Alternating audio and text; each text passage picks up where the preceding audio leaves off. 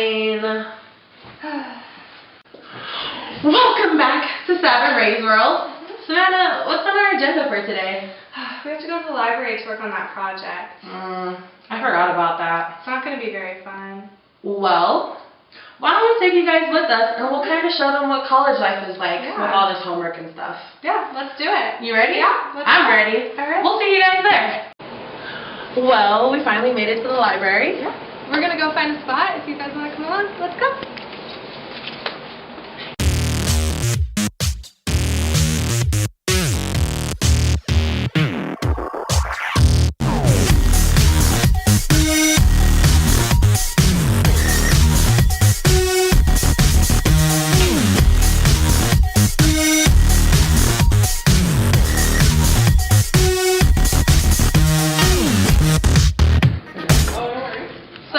We've decided that this is a beautiful spot to study. Alright, let's get our book out. Ray, have you finished the chapter yet? Yep, I did. So, what's it about then? You know, whistleblowing and all that jazz. Is that the yellow pages? Okay, Savannah. You're not even reading the book. Fine. What is whistleblowing about? Well, I think whistleblowing occurs when an employee makes public a threat or neglect that's occurring within their organization. What do you mean by threat? Well, like, you know, shoddy business practices, dangerous situations for employees, pollution or destruction of the environment, violation of tax laws, or misleading of investors. That's actually kind of interesting. Yeah.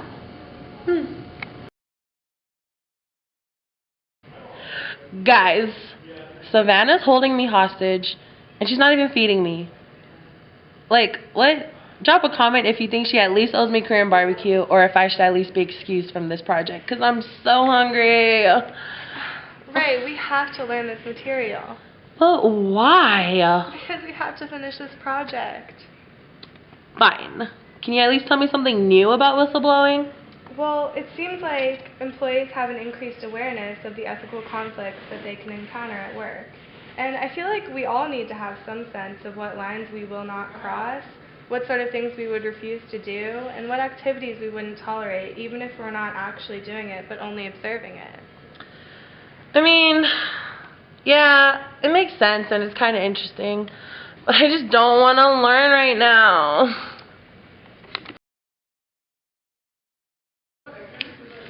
Savannah, this is going to be our worst vlog. Can we leave and go do something fun? Right, why can't you just focus? Because I don't get this. I need a real life example. Okay, I have a case for us. I just found one.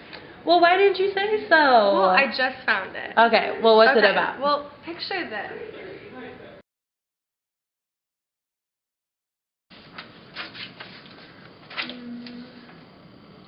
That's weird. Why does this real estate case have blood samples attached to it? I think I'll ask Masri about it.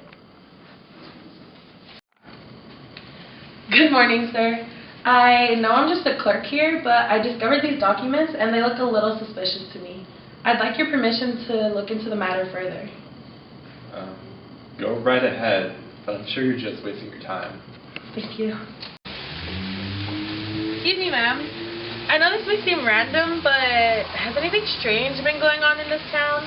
What do you mean by strange? I don't really know. Has anything been happening that's really affected the town? I mean, a few folks have been getting sick, but I reckon that's not too out of the ordinary. Sick? Like the flu? How many do you estimate? I'm sorry, ma'am, that's really all I know. I wish I could help you, but I actually have to go to a doctor's appointment. Okay, thank you. Excuse me. Can I ask you a question really quick? Yeah, but can you make it quick? I'm kind of in a hurry. Of course. So, I've heard that there's recently been a lot of illnesses in this town lately. Do you know anything about that? Yeah, there's been like an increase in hernias and cancer and stuff like that, and people are saying that it might be something in the water, but, you know, it's rumors, you can't always be sure. Right. Okay, well, that's all I had to ask. Thank you so much.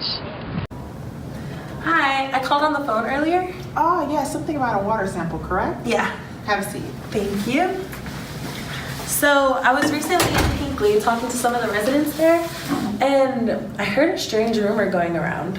And what exactly was this rumor? Well, apparently a lot of the residents there are getting sick, and I'm not talking flu or fever kind either. Needing hysterectomies, getting cancer, things of that nature. And for some reason, a few of them seem to believe that it's linked back to their water. I see. So what do you need from me? Well, I gathered a water sample, and I was hoping that you could test it to see if there are any chemical or compound contaminations. That I can do. You'll be hearing from me in a couple days with the results. Thank you. I look forward to your update. Good morning, sir. Good morning. Well, I visited Hinkley, and after talking with some of the residents about anything peculiar going on in the town, I heard a rumor that the water there is what's causing them to become so sick. You've been gone for a week, and that's all you found out? Well, I also got a sample of water, and I'm having it tested right now for possible chemical contamination. You really think the water is causing these illnesses? Well, if it is, this could be a huge lawsuit for the firm. Please keep me posted. Will do. So the water contains high levels of hexavalent chromium? What is that? It's a chemical used to prevent rust in the pipelines.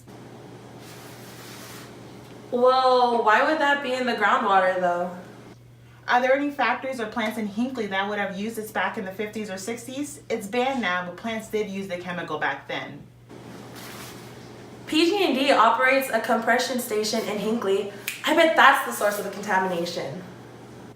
If this is true, chromium is a very dangerous carcinogen. If all of Hinkley's groundwater is contaminated, then more and more people are going to continue to get sick. Okay, thank you for your help. Ed, I have huge news regarding the Hinkley case. Apparently, the water there is contaminated with chromium, and that's what's making all the residents so sick.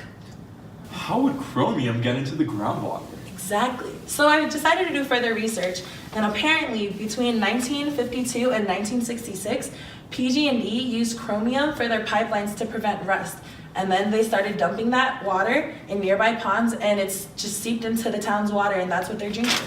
Oh, if PG&E knew about the contamination, we could have a huge case on our hands. Exactly. Let's look into the matter further.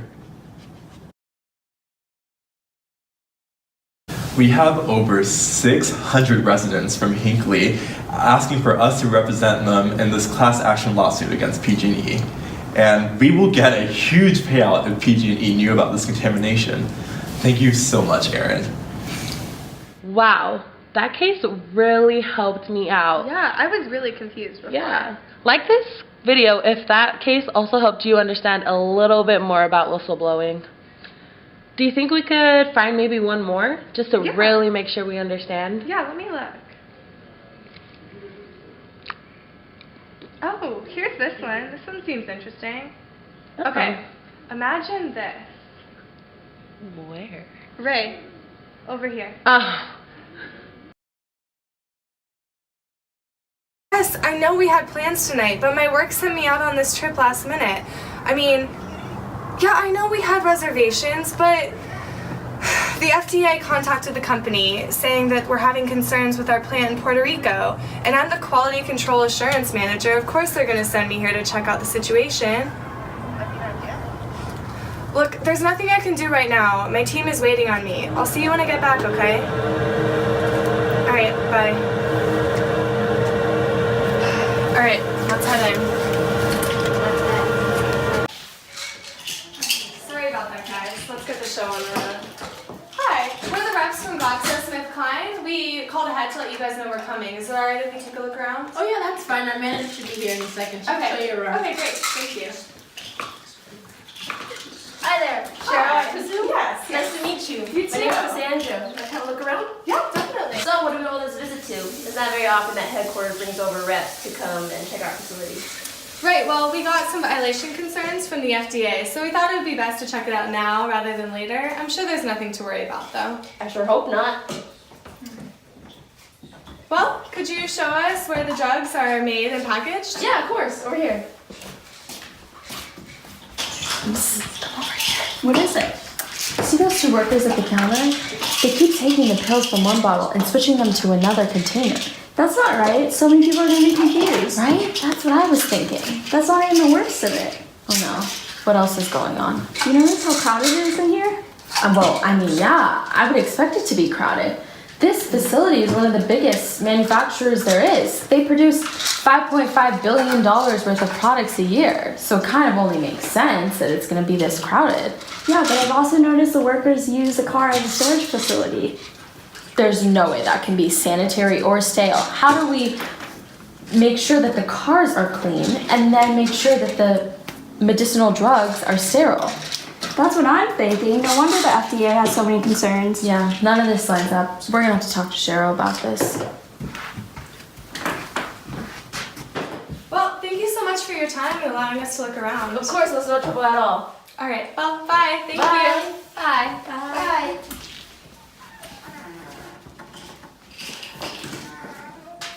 So, were the FDA concerns valid? More than ever, the pills being produced here are being tampered with. What do you mean? What I mean is that they're not following protocols. They're switching pills from one bottle to another, and then the water system, it's terrible. And that's not all. Have you seen how crowded it is in there? Plus, they're using cars as storage. Wow. Well, it would be a huge loss for the company if we lost this plant. Let's get some sleep before tomorrow, and then I'll get back to the senior managers. I'm sure they'll want to handle this problem right away. Come in.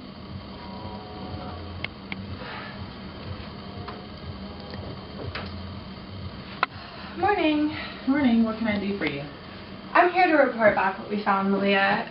That plant is a mess with their quality control. The water is contaminated, the pill strengths vary greatly, and they're even put into the same bottle. Also, that facility is so overcrowded that they started renting cars and using that as extra storage space. There's no way that they can guarantee the sterility of the drugs if they're using and storing them in cars. You do realize how much profit that facility brings in for the company, don't you? It's profitable for a reason. Yes, but they're not getting the profits in the right way. Well, what do you expect us to do? I think the first step would be getting rid of all of those defective products. Absolutely not. That would cost us millions. But, Malia... I said no, Cheryl. Thank you for your feedback, but the other senior managers and I will best decide how to move forward with this information. You may go now.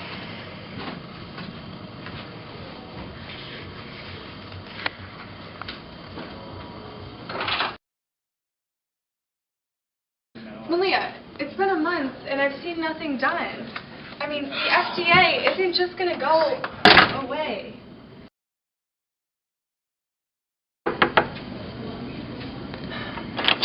Malia, I really need to talk to you.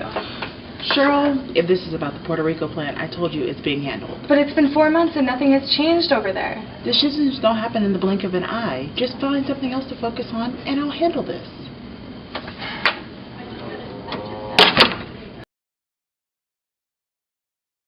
Fired? This is outrageous. Calm down, Cheryl. Calm down? You just fired me, and all because I wouldn't let you forget about the illegal practices going on at that plant? Would you keep your voice down? This is a workplace after all. I understand you're upset, but your position is no longer needed. No longer needed? That's rich. You know what? If you don't do anything, I will report this to the FDA. Those are just empty threats. Look, I'm so sorry you feel so strongly about this. Please have your stuff packed by the end of the day. You're fired. We'll see if my threats are so empty.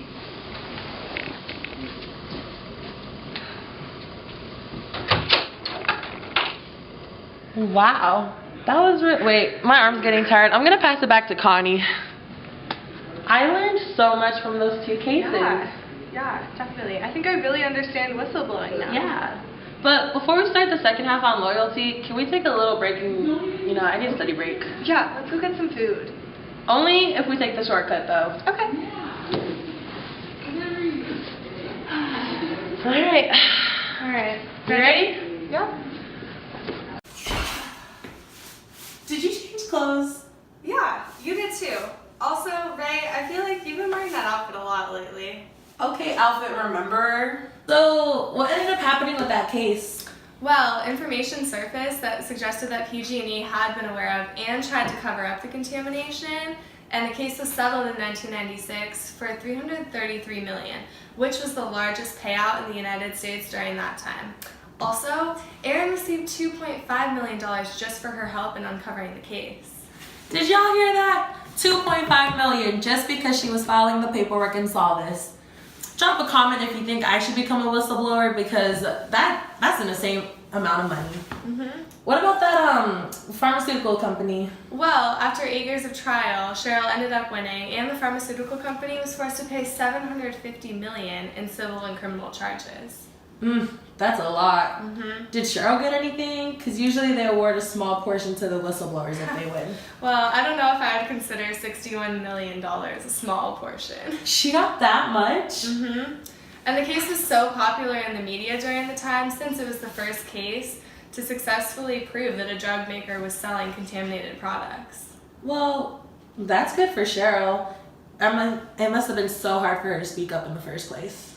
True. I always think about whether her former coworkers were questioning her loyalty to the company when they found out she was whistleblowing. Oh, for sure. It wasn't an easy decision because you have to figure out where your loyalty lies. With yourself or with your company. Wait, didn't you read something in the book about company loyalty? I did. And it talked a bit about theories and other kinds of accounts, but let's not give everything away before the presentation. All right. Yeah, good idea.